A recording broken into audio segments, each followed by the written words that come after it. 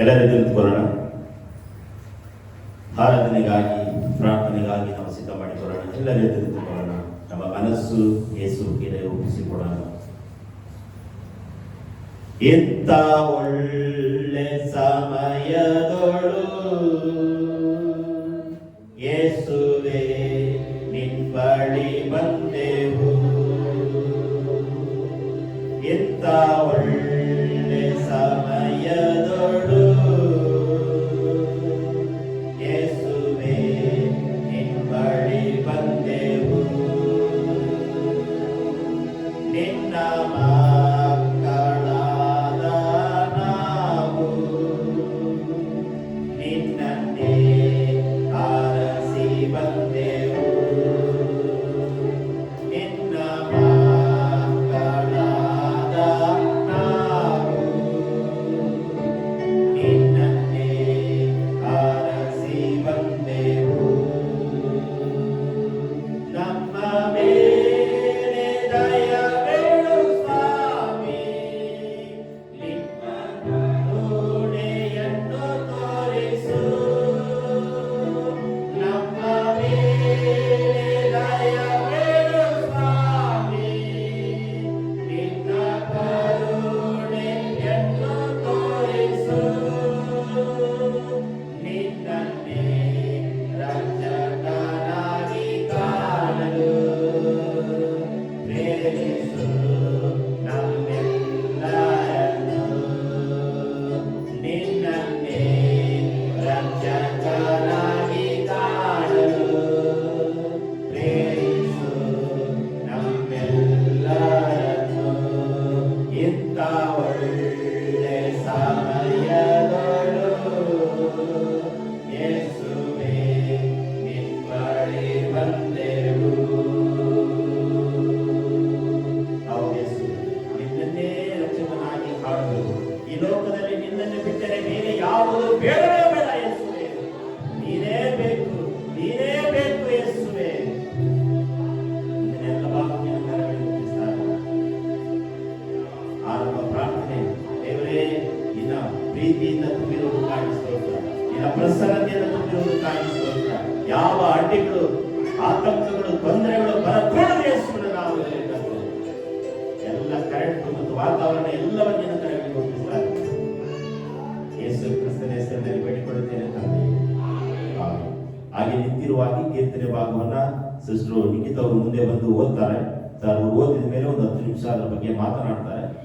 So dance ಮಾಡೋದು phone ಮಾಡೋಣ. ತುಂಬ ಸಂತೋಷ. ಹೌದು.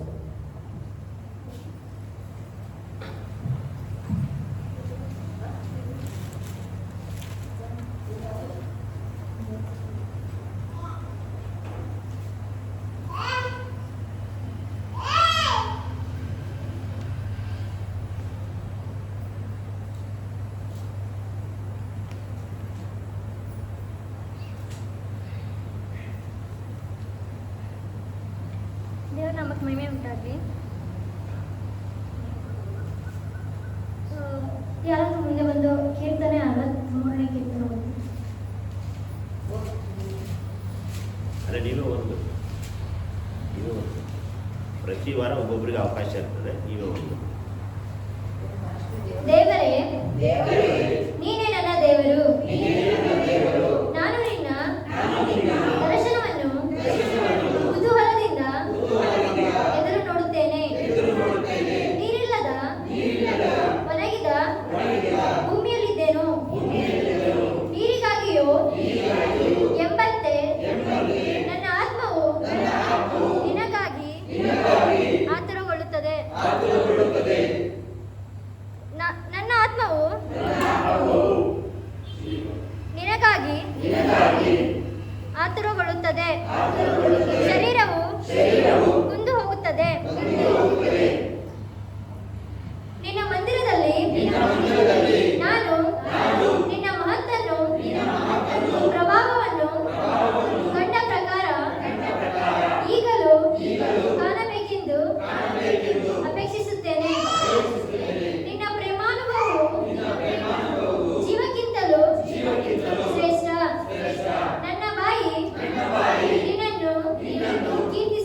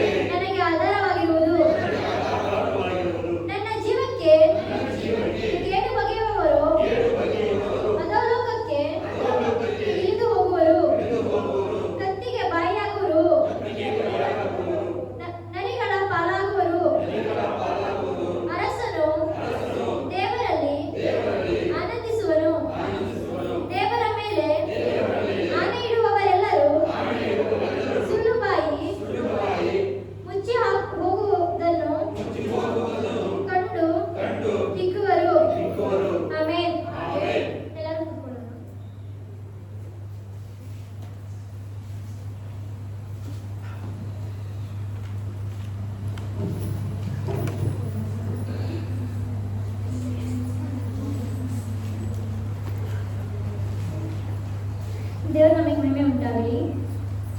ಕೀರ್ತನೆ 63. ದಾವೀದನು ಈ ಕೀರ್ತನೆ ಯಾವಾಗ ಬರೆದಿದೆ ಅಂತ ನಿಮಗೆ ಯಾರಾದ್ರೂ ಗೊತ್ತಾ? ಅರಣ್ಯದ ಹೆಸರು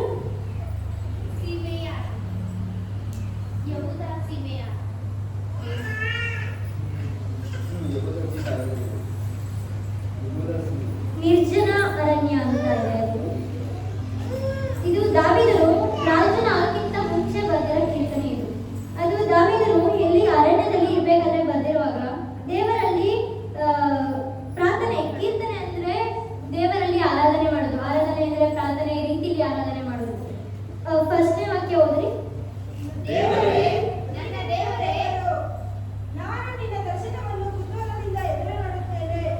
ನೀರಿನಂತೆ ಒಣಗಿದ ಭೂಮಿಯಲ್ಲಿಂದ ಬಂದು ನೀರಿಗಾಗಿಯೇ ಎಂಬಂತೆ ನನ್ನ ಆತ್ಮವು ನಿನಗಾಗಿ ಆತುರಪಡುತ್ತದೆ, ಶರೀರವು ಕಂದಿ ಹೋಗುತ್ತದೆ. ದೇವರ ಮಹಿಮೆ ಉಂಟಾಗಲಿ. ಪ್ರಿಯರೇ, ದೇವರಲ್ಲಿ ನಾವು ಹೇಗಿರಬೇಕು ಅಂದ್ರೆ, ದೇವರು ನಮಗೆ ಎಷ್ಟೇ ಕಷ್ಟದ ಕಾಲದಲ್ಲಿ ನಾವು ಹೇಗೆ ಮರುಭೂಮಿಯಲ್ಲಿ ನೀರಿಗಾಗಿ ಹೇಗೆ ತೌಕ ಪಡುತ್ತದೋ, ಇವಾಗ ನೀರಿಲ್ಲದೆ ಎಷ್ಟು ಜನ ನೀರಿಲ್ಲದೆ ಎಷ್ಟು ದಿನ ಇರ್ತೀರಾ? ನೀರಿಲ್ಲದೆ 1 ಗಂಟೆ ಇರ್ಬೋದು, 2 ಗಂಟೆ ಇರ್ಬೋದು, 3 ಗಂಟೆ ಇರ್ಬೋದು. ಅದಕ್ಕಿಂತ ಹೆಚ್ಚಿನಕ್ಕಾಗುತ್ತಾ? ಇಲ್ಲ ತಾನೆ? ಹಾಗೆ ದೇವರು ನಮ್ಮ ಜೀವಿತದಲ್ಲಿ ಅಷ್ಟು ಅಮೂಲ್ಯ ರೀತಿಯಲ್ಲಿ ಇದ್ದಾರೆ, ಅಷ್ಟು ಇಂಪಾರ್ಟೆಂಟ್ ಆಗಿದ್ದಾರೆ ಅಂತ ದಾವೀದನು ಅವನ ಜೀವಿತದಲ್ಲಿ ದೇವರಿಗೆ ಎಷ್ಟು ಇಂಪಾರ್ಟೆಂಟ್ ಕೊಟ್ಟಿದ್ದಾನೆ ಅಂತ ಇದರಲ್ಲಿ ಬರೆದಿದ್ದಾನೆ.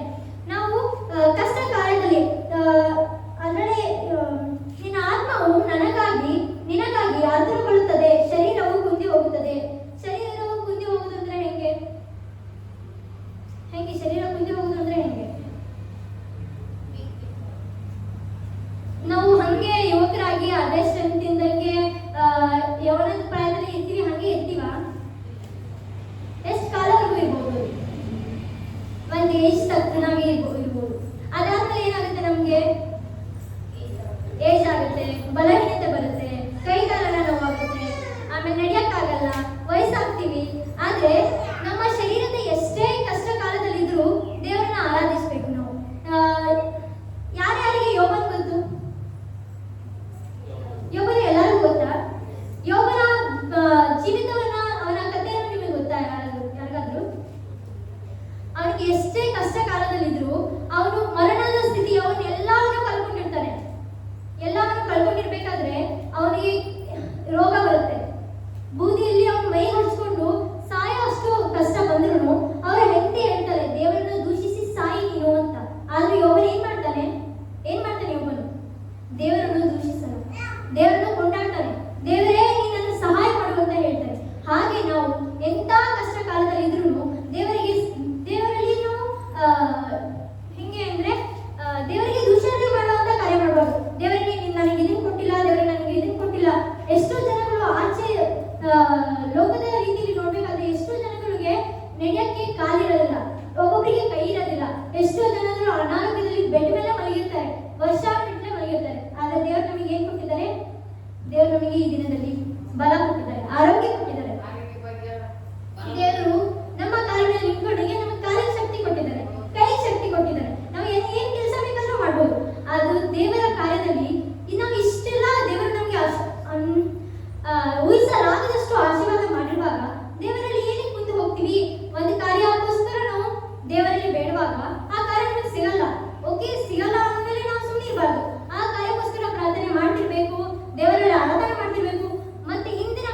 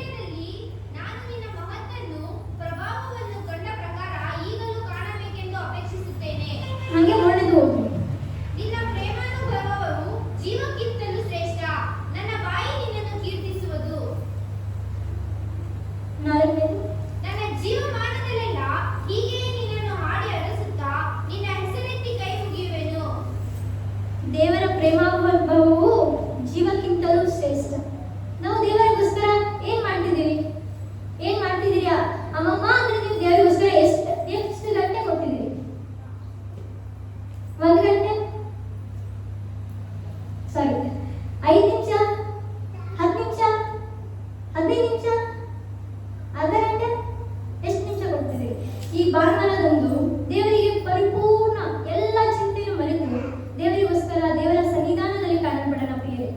ದೇವರಲ್ಲಿ ನಾವು ಹೆಂಗೆ ಅಂದ್ರೆ ಇವಾಗ ಇರ್ತೀವಿ ಇಲ್ಲಿ, ನಮ್ಮ ಬಾಡಿ ಅಷ್ಟೇ ಪ್ರೆಸೆನ್ಸ್ ಇರುತ್ತೆ ಇಲ್ಲಿ, ನಮ್ಮ ದೇಹ ಮಾತ್ರ ಇಲ್ಲಿ ಇರುತ್ತೆ, ಆದ್ರೆ ನಮ್ಮ ಮನಸ್ಸು ಚಂಚಲ ಮನಸ್ಸು, ಅದು ಎಲ್ಲೆಲ್ಲ ತಿರುಗಾಡ್ತಿರುತ್ತೆ. ಇಲ್ಲಿ ಕುತ್ಕೊಂಡಿರ್ತೀರ ಅಂದ್ರೆ ಅಡಿಗೆ ಮನೆಯಲ್ಲಿ ಗ್ಯಾಸ್ ಆಫ್ ಮಾಡಿದೀನ ಇಲ್ವಾ,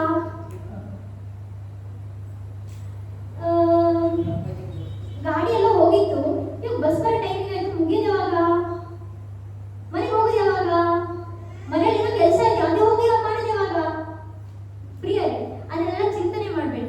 ದೇವರ ಸನ್ನಿಧಾನದಲ್ಲಿ ಬಂದ ಮೇಲೆ ನಿಮ್ಮ ಎಲ್ಲ ಚಿಂತಾ ಭಾರವನ್ನು ಯೆಹೋವನ ಮೇಲೆ ಹಾಕಿರಿ ಎಂದು ಯೆಹೋವನೇ ಹೇಳಿದ್ದಾನೆ. ಏನ್ ಹೇಳಿ? ಎಲ್ಲ ನಿಮ್ಮ ಚಿಂತಾ ಭಾರವನ್ನು ಯೆಹೋವನ ಮೇಲೆ ಹಾಕಿ, ಅವನು ನಿಮಗೋಸ್ಕರ ಚಿಂತಿಸುತ್ತಾನೆ. ಸೊ ನೀವು ಬೇರೆ ದಿವಸ ಚಿಂತನೆ ಮಾಡಕ್ ಹೋಗ್ಬೇಡಿ. ಇವತ್ತು ಊಟ ಇಲ್ವಾ, ಓಕೆ ನೆಕ್ಸ್ಟ್ ದಿನ ಸಿಗುತ್ತೆ.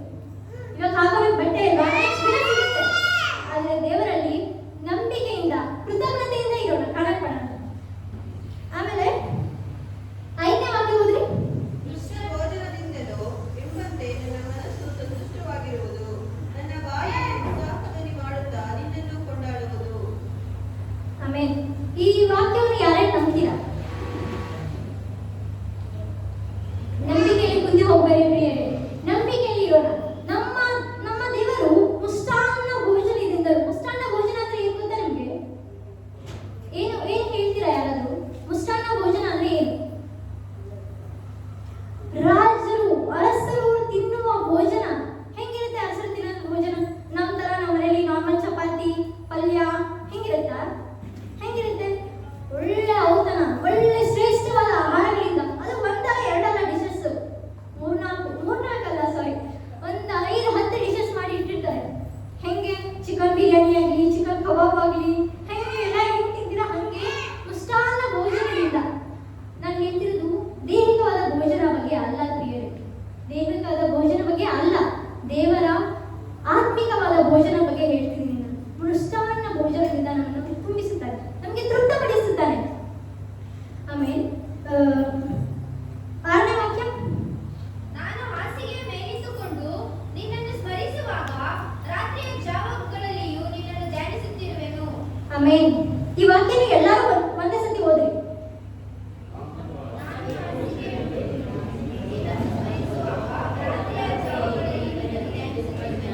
ಆಮೇಲೆ ದೇವರಿಗೆ ಮಹಿಮೆ ಉಂಟಾಗಲಿ, ದೇವರಿಗೆ ಮಹಿಮೆ ಉಂಟಾಗಲಿ. ಹಲ್ಲೆಲೂಯಾ. ಈ ರಾತ್ರಿಯ ಜಾವದಲ್ಲಿ ನಾವು ಹಾಸಿಗೆ ಮೇಲೆ ಇದ್ಕೊಂಡು ಏನ್ ಯೋಚನೆ ಮಾಡ್ತೀವಿ? ಹಾಸಿಗೆ ಮೇಲೆ ಎಲ್ಲ ಚಿಂತನೆ ಇರುತ್ತೆ ಅಲ್ಲ, ದಿನದ ಎಲ್ಲ ಕಾರ್ಯ ರಾತ್ರಿ ಮಲಗಬೇಕಾದ್ರೆ ನೆನಪಿಗೆ ಬರುತ್ತೆ. ನಾನು ಇದು ಮಾಡಿದೆ, ನಾನು ಅದು ಮಾಡಿದೆ, ಹಿಂಗ್ ಮಾಡ್ಬೇಕಿತ್ತು, ನಾನು ಇದಾಯ್ತು, ನಾಳೆ ದಿನ ಏನ್ ಮಾಡೋದು, ನಾಳೆ ದಿನ ಇದಕ್ಕಿಂತ ಬೆಟರ್ ಆಗಿ ಏನ್ ಮಾಡ್ಬೋದು ಅಂತ ಯೋಚನೆ ಮಾಡ್ತೀವಿ. ಆದ್ರೆ ಯಾರು ದೇವರಿಗೆ ಕೃತಜ್ಞತೆಯನ್ನು ಸಲ್ಲಿಸಲ್ಲ. ಇಲ್ಲಿ ದಾವೀದನು ಹಾಸಿಗೆಯ ಮೇಲಿದ್ದುಕೊಂಡು ದೇವರಿಗೆ ಕೃತಜ್ಞತೆ ಸ್ಮರಿಸ್ತಿದ್ದಾನೆ. ಇಲ್ಲಿ ಹಾಸಿಗೆಯ ಮೇಲಿದ್ದುಕೊಂಡು ಸರಿ ಆಯ್ತು, ನಾವೆಲ್ಲ ಕುತ್ಕೊಂಡು ಪ್ರಾರ್ಥನೆ ಮಾಡ್ತೀವಿ, ನಿಂತ್ಕೊಂಡು ಪ್ರಾರ್ಥನೆ ಮಾಡ್ತೀವಿ, ಮನ್ಕಾಲ ಹಾಕಿ ಪ್ರಾರ್ಥನೆ ಮಾಡ್ತೀವಿ. ಆದ್ರೆ ದಾವೀದನು ಮಲಗಿರುವಾಗಲೂ ದೇವರನ್ನು ಸ್ತುತಿಸ್ತಿದ್ದಾನೆ. ಆಮೇಲೆ ಹಲ್ಲೆಲೂಯಾ. ನಾವು ದೇವರಿಗೆ ನಮ್ಮ ಆಲೋಚನೆಗಳಿಂದ ಬೇರೆ ಕಡೆ ಜ್ಞಾನವನ್ನು ನಮ್ಮ ಗಮನವನ್ನು ಸೆಳೆದುಕೊಳ್ಳದೆ, ಹಲ್ಲೆಲೂಯಾ. ನಾನು ಹೇಳ್ತಿರೋದು ಮಾತೆಲ್ಲ ಅರ್ಥ ಆಗ್ತಿದೆಯಾ ನಿಮಗೆ? ನಾವು ನಮ್ಮ ಗಮನವನ್ನು ಬೇರೆ ಕಡೆ ಇಡದ ರೀತಿಯಲ್ಲಿ ದೇವರನ್ನು ಸ್ಮರಿಸ್ತಿರೇನು ಪ್ರಿಯರೇ? 7ನೇ ವಾಕ್ಯ ಓದೋಣ.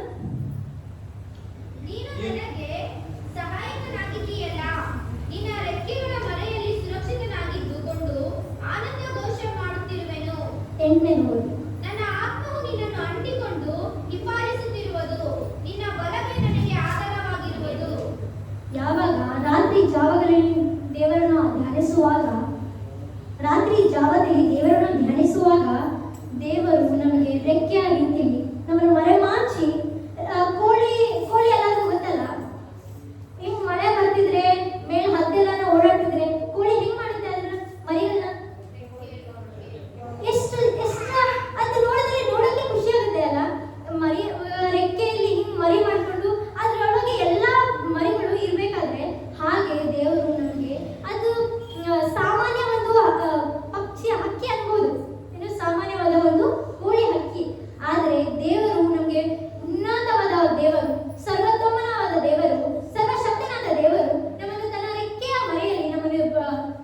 ಬಚ್ಚಿಟ್ಟುಕೊಳ್ಳುವಾಗ ನಮಗೆ ಯಾವ ಕೇಡು ಸಂಭವಿಸುವುದಿಲ್ಲ ಪ್ರಿಯರೇ. ಹಲ್ಲೆಲೂಯಾ. ನಂಬಿಕೆಯಿಂದ ಇರೋಣ. ಅದಾದ್ಮೇಲೆ ಏನಿದೆ ಅಂದ್ರೆ, ನನ್ನ ಆತ್ಮವು ನಿನ್ನನ್ನು ಅಂಟಿಕೊಂಡು ಹಿಂಬಾಲಿಸುತ್ತಿರುವುದು. ನನ್ನ ಆತ್ಮವು ಅಂಟಿಕೊಂಡು ನಿನ್ನನ್ನು ಹಿಂಬಾಲಿಸುತ್ತಿರುವುದು. ನಾವು ಈಗಿನ ಕಾಲದಲ್ಲಿ ಏನ್ ಮಾಡ್ತೀವಿ? ಯಂತ್ರ ಜೊತೆ ಅಂಟಿಕೊಂಡಿರ್ತೀವಿ. ಯಂತ್ರ ಜೊತೆ ಅಂಟಿಕೊಂಡಿರ್ತೀವಿ. ನಾನು ಸೇರಿ ಹೇಳ್ತಿದ್ದೀನಿ ಪ್ರಿಯರೇ, ಫೋನ್ ಜೊತೆ ಜಾಸ್ತಿ ಅಂಟಿಕೊಂಡಿರ್ತೀವಿ. ನಮ್ಮ ತಂದೆ ತಾಯಿಗಳ ಜೊತೆಗೂ ಅಷ್ಟು ಸಮಯ ಕಲಿಯಲ್ಲ, ಅಷ್ಟು ನಾವು ಫೋನ್ಗೆ ಅಡಿಕ್ಟ್ ಆಗಿರ್ತೀವಿ. ಆದ್ರೆ ದೇವರೊಟ್ಟಿಗೆ ಅಂಟಿಕೊಂಡು ಇರೋಣ. ಹೇಗೆ ಚಿಕ್ಕ ಮಲೆ ಕೂಸು ತನ್ನ ತಾಯಿಯನ್ನು ಹೆಂಗೆ ಅಪ್ಪಿಕೊಂಡು ಇರ್ತದೋ, ಬಿಟ್ರೆ ಅರುತ್ತದೋ, ಹಾಗೆ ನಮ್ಮ ಮನಸ್ಸು ಇರಬೇಕು ಪ್ರಿಯರೇ. ದೇವರನ್ನೇ ಅಂಟಿಕೊಂಡು ಇರಬೇಕು. ಆಗ ದೇವರು ನಮಗೆ ಆಧಾರವಾಗಿರುತ್ತಾನೆ. ಏನಾಗಿರ್ತಾನೆ? ಆಧಾರವಾಗಿ ಇರುತ್ತಾನೆ. ಹಲ್ಲೆಲೂಯಾ. ಅದಾದ್ಮೇಲೆ 9, 10, 11 ಏನ್ ಬಂದಿದೆ ಅಂದ್ರೆ, ದೇವರು ನಮಗೆ ಯಾರು ಕೇಳು ಬಯಸ್ತಾರೋ ಅವರ ಕಾರ್ಯದಲ್ಲಿ ಬಂದಿದ್ದಾರೆ ಪ್ರಿಯರೇ. ಏನು 9, 10, 11 ಓದಿ. ನನ್ನ ಜೀವಕ್ಕೆ ಕೇಡು ತಗೆಯುವವರು, ಅಧೋಲೋಕಕ್ಕೆ ಇಳಿದುವರು, ಕತ್ತಿಗೆ ಬಲಿಯಾಗುವರು, ನರಿಗಳ ಪಾಲಾಗುವರು. ಅರಸನು ದೇವರಲ್ಲಿ ಆನಂದಿಸುವನು. ದೇವರ ಮೇಲೆ ಆಣೆ ಇಡುವವರೆಲ್ಲರೂ ಸುಳ್ಳು ಬಾಯಿ ಮುಚ್ಚುವುದನ್ನು ಕಂಡು ಇಚ್ಚುವರು. ಹಲ್ಲೆಲೂಯಾ. ಪ್ರಿಯರೇ, ನಮಗೆ ಈ ಲೋಕದಲ್ಲಿ ಏನ್ ಕೇಳಿ ಬಯಸ್ತಾರೆ? ಅವನು ಎಷ್ಟು ಬೆಳೆದಿದ್ದಾನೆ, ಅವನು ಎಷ್ಟು ಎತ್ತರಕ್ಕೆ ಬೆಳೆದಿದ್ದಾನೆ, ಹಂಗೆ ಹಿಂಗೆ ಅಂತ ಎಲ್ಲ ದೂಷಣೆ ಮಾಡ್ತಾರೆ. ಮೀನ್ಸ್ ಕೆಡಕನ್ನು ಬಯಸ್ತಾರೆ. ಆದ್ರೆ ನಾವು ದೇವರಲ್ಲಿ ಇರುವಾಗ ನಾವು ಅವರನ್ನು ಕೆಟ್ಟದಾಗಿ ಬಯಸಬಾರ್ದು. ನಾವು ದೇವರಲ್ಲಿ ಒಳ್ಳೆಯದನ್ನೇ ಬಯಸ್ಬೇಕು ಅವರಿಗೆ. ದೇವರು ನಮ್ಮ ಕಾರ್ಯವನ್ನು ಆತನು ಮಾಡುತ್ತಾನೆ. ಹಲ್ಲೆಲೂಯಾ. ನಾವು ಇವಾಗ ನಮಗೆ ಎಕ್ಸಾಂಪಲ್ ಇದೆ, ಯಾರಾದ್ರೂ ನಮಗೆ ಕೆಟ್ಟದ್ದು ಬಯಸ್ತಿದ್ದಾರೆ ಅಂತ ನಮಗೆ ಗೊತ್ತಾದ್ಮೇಲೆ ನಾವು ಅವರ ವರ್ತನೆ ಹೇಗಿರುತ್ತೆ? ನಮ್ಮ ವರ್ತನೆ ಚೆನ್ನಾಗಿರಲ್ಲ ಪ್ರಿಯರೇ. ಆದರೆ ದೇವರ ಏನ್ ಹೇಳಿದೆ? ದೇವರ ಸ್ವಭಾವವನ್ನು ಧರಿಸಿಕೊಳ್ಳಿರಿ ಎಂದು ಬಂದಿದೆ. ಹಲ್ಲೆಲೂಯಾ. ಪ್ರಿಯರೇ, ದೇವರ ಸ್ವಭಾವಗಳು ಪ್ರೀತಿ, ಕರುಣೆ, ದೀರ್ಘಶಾಂತಿ, ಸಮಾಧಾನ, ಶಮೆದಮೆ ಇದೆಯಾ ನಮ್ಮಲ್ಲಿ? ಶಮೆದಮೆ ಇದೆಯಾ ಪ್ರಿಯರೇ ನಮ್ಮಲ್ಲಿ? ದೇವರು ಹೇಳಿದರೆ ಕೋಪ ಮಾಡಿದರೂ ಪಾಪ ಮಾಡಬೇಡ. ನಮ್ಮ ಕೋಪದಲ್ಲಿ ಮಾಡುವ ಮಾತುಗಳು, ನಾವು ಕೋಪದಲ್ಲಿ ಮಾಡುವ ಕಾರ್ಯಗಳು, ಅದು ಸೂರ್ಯ ಮುಳುಗುವ ಅಷ್ಟರಲ್ಲಿ ಕಮ್ಮಿ ಆಗಬೇಕು. ಹಲ್ಲೆಲೂಯಾ. ಅದೇ ರೀತಿ ಸೂರ್ಯ ಮುಳುಗುವಷ್ಟರಲ್ಲಿ ಕಮ್ಮಿ ಆಗುವಾಗ ನಾವು ದೇವರ ವಾಕ್ಯದಲ್ಲಿ ನಡೆಯುವವರಾಗಿರ್ತೇವೆ ಪ್ರಿಯರೇ. ಹಲ್ಲೆಲೂಯಾ. ಚಿಕ್ಕ ಮಕ್ಕಳೆಲ್ಲ ಆಟ ಆಡ್ತಿರ್ತಾರೆ. ಚಿಕ್ಕ ಮಕ್ಕಳ ಕಡೆ ಗಮನ ಕೊಡಬೇಡಿ.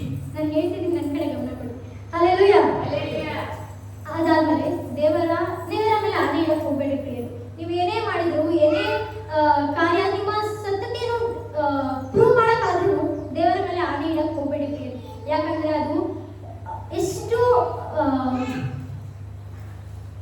ಉನ್ನತವಾದ ದೇವರು ನಮಗೆ ಎಷ್ಟೆಲ್ಲಾ ಕಾರ್ಯ ಮಾಡಿದ್ದಾನೆ.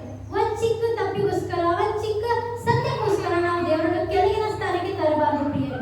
ಹಲ್ಲೆಲೂಯಾ. 2ನೇ ವಾಕ್ಯ ಇನ್ನೊಂದ್ಸತಿ ಓದ್ತೀನಿ ನಾನು.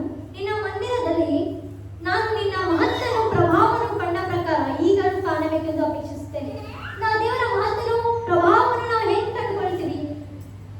ಹಲ್ಲೆಲೂಯಾ. ಹೇಗೆ ಕಂಡುಕೊಳ್ತೀವಿ ಪ್ರಿಯರೇ? ದೇವರನ್ನ ಆರಾಧಿಸುವುದರ ಮೂಲಕ, ದೇವರನ್ನು ಕೊಂಡಾಡುವುದರ ಮೂಲಕ, ದೇವರನ್ನು ಕೃತಜ್ಞತೆ ಮಾಡುವುದರ ಮೂಲಕ. ಹಲ್ಲೆಲೂಯಾ. ನಾವು ಈ ಕೀರ್ತನೆಯಲ್ಲಿ ನನಗೆ ನಾನು ಓದ್ತಿರ್ಬೇಕಾದ್ರೆ ಕೀರ್ತನೆ ಯಾಕೆ ಗೊತ್ತಿಲ್ಲ. ನಾನು ಓದ್ಬೇಕಾದ್ರೆ ದೇವರು ನನಗೆ ತಿಳಿಸಿಕೊಟ್ಟಿದ್ದ ವಾಕ್ಯ ಏನಂದ್ರೆ, ನಿನ್ನ ಕೃತಜ್ಞತೆ ಅವರು ದೇವರವರಾಗಿರ್ಬೇಕು. ಏನಾಗಿರ್ಬೇಕು? ಜೋರಾಗಿ ಹೇಳಿ, ಏನಾಗಿರ್ಬೇಕು? ಕೃತಜ್ಞತಾ ಹೃದಯ ಉಳ್ಳವರಾಗಿ ದೇವರನ್ನು ಆರಾಧಿಸಬೇಕು. ದಾವೀದನು ಎಷ್ಟು ಕಷ್ಟ ಕಾಲದಲ್ಲಿ ಅರಣ್ಯದಲ್ಲಿ ಯಾರಾದ್ರೂ ಇರ್ಬೇಕಾದ್ರೆ ಅವ್ರಿಗೆ ಎಷ್ಟು ಕಷ್ಟ ಇರುತ್ತೆ. ಅವ್ರಿಗೆ ನೀಟಾಗಿ ಇರಕ್ ಸ್ಥಳ ಇರಲ್ಲ, ನೀಟಾಗಿ ಊಟ ಸಿಗಲ್ಲ, ನೀಟಾಗಿ ನೀರು ಸಿಗಲ್ಲ. ಅಂತ ಸ್ಥಳದಲ್ಲೂ ದಾವೀದನು ದೇವರನ್ನ ಹೇಗೆ ಆರಾಧಿಸ್ತಾ ಇದ್ದನು, ದೇವರಿಗೆ ಹೇಗೆ ಕೃತಜ್ಞತೆ ಸ್ಮರಿಸ್ತಿದ್ದನು. ಹಾಗೆ ನಾವು ದೇವರಿಗೆ ಇಷ್ಟೆಲ್ಲ ಕೊಟ್ಟಿರುವ ದೇವರಿಗೆ, ಇಷ್ಟೆಲ್ಲ ನಮಗೆ ಆರೋಗ್ಯ ಕೊಟ್ಟಿರುವ ದೇವರಿಗೆ ಈ ದಿನದಲ್ಲಿ ದೇವರ ಆಲಯಕ್ಕೆ ಬರಲು ಅವಕಾಶ ಮಾಡಿಕೊಟ್ಟ ದೇವರಿಗೆ ನಾವು ಮನ ತುಂಬಿ ಆರಾಧನೆ ಮಾಡುವ. ಆರಾಧನೆ ಮಾಡ್ತೀರಾ ಪ್ರಿಯರೇ? ಹೇಗೆ ಆರಾಧನೆ ಮಾಡಬೇಕು? ಬೈಬಲಲ್ಲಿ ಹೇಗೆ ಆರಾಧನೆ ಮಾಡಬೇಕು ಅಂತ ಬಂದಿದೆ. ಯಾರು ಗೊತ್ತಿಲ್ಲ? ಪೂರ್ಣ ಶಕ್ತಿ